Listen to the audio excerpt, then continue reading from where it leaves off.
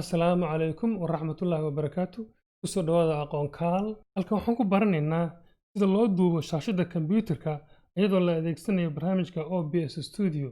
OBS Studio waa barnaamij ka mid ah barnaamijyada lagu duubo shaashada kombiyuutarka, waana barnaamij lacag la'aan ah isla mar ahaantaana ah open source.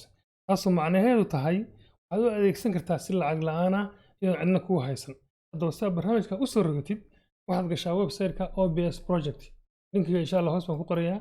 Marka website-ka gashid, waxaad soo rogan kartaa Windows hadda haysatid, ama Mac OS ama Linux.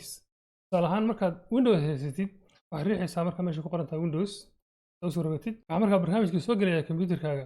Xawaaraha uu ku soo rogmaya waxay ku xiran tahay xawaaraha internetka iyo xoogga kombiyuutarkaaga awoodiisa. Ma fahamtay? Marka waxaad sug kadibna waxa weeye linkigaas ama barta riix saad kombiyuutarka ugu save garaysid. waxaa laga yaabaa Windows inay ku tiraahdo ma hubtaa waxaad samaynaysid, hadhaysaa aniga farahaaga qaad anaa waxaan samaynaya anyway. Okay, shaashada soo baxda waxay ku tilmaamaysaa sida kombiyuutarka ugu rakibi lahayd barnaamijka OBS Studio. Ma fahamtay? kadibna waxaad riixaysaa next ilaa aad ku rakibtid kombiyuutarka. markaad dhammaysid waxaad diyaar ku ah barnaamijkii oo leh muuqaalka hadda ka muuqda shaashada. Ma fahamtay? haddaba sidaad kombiyuutarka uga duubtay shaashadiisa, waxaad u baahan tahay marka ugu horreysa eeg meesha ku qoran tahay sources.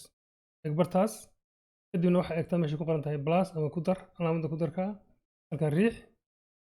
kadibna waxaa fiirisaa meesha ku qoran tahay display capture, taasoo macnaheedu tahay waxaan rabaa inaa ii duubtay shaashada kombiyuutarka. bartaa riix, magac u samee ama magaca hadda ku qoran u dhaaf, laakiin waxaa xaqiijisaa inay ku qoran tahay halkaa in calaamadsan tahay meesha ku qoran tahay make source visible. halkaa xaqiiji in calaamadda sax ku taallo, kadibna waxaad tirahdaa okay. shaashada xigta waxay kuu tilmaamaysaa cabirka guud ee kombiyuutarkaaga. halkaas marka taasaa u hubisid, waxaad eegtaa shaashada kombiyuutarkaaga, kadibna waxa weeyaan hagaha dhinaca midig ku guji, waxaad eegtaa display setting, kadibna waxaad eegtaa meesha ku qoran tahay display resolution. aniga hadda kayga waxa weeye mawjida cabirka maaragta halka ku qoran waa inuu ku qornaado bartan. ma fahamtid? labada cabir waa in islahaadaan si shaashada aad u duubtid. ma fahamtid?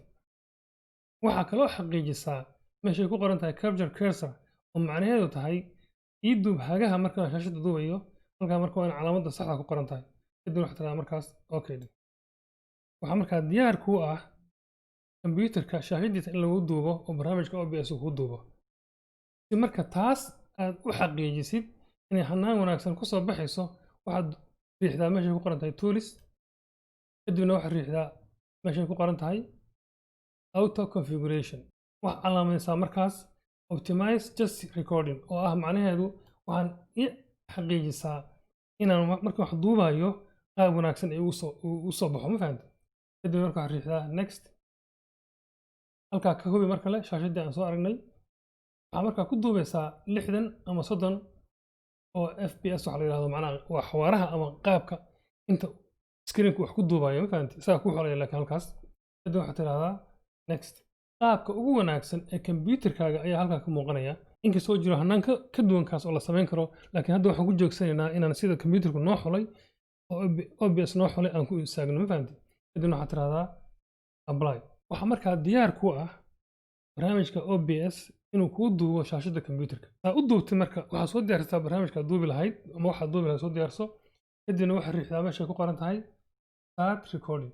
soo jeedo barta riix, soo diyaarso waxaad duubi lahayd oo markaa sharax. ma fahamtid? tusaale ahaan waxaad leedahay waxaan duubaynaa sida loo duubo barnaamijka noocaas, ama waxa weeyaan ama waxba sharaxaysaa ama presentation baa gudbinaysaa.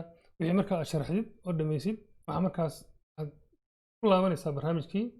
waxaa markaa riixaysaa meeshay ku qoran tahay stop recording. soo ma jeedid? waxaa hadda ku qoran stop recording, barta riix. sidaas waxaa diyaar kuuga ah video aad ka duubtay shaashada kombiyuutarka, kaasoo aad gelin kartay YouTube-ka kanaalka aad ku leedahay. ma fahamtid? halkaas ayaan maanta ku joojinaynaa barnaamijka OBS sida loo isticmaalo. magacaygu waa Maxamed Cali.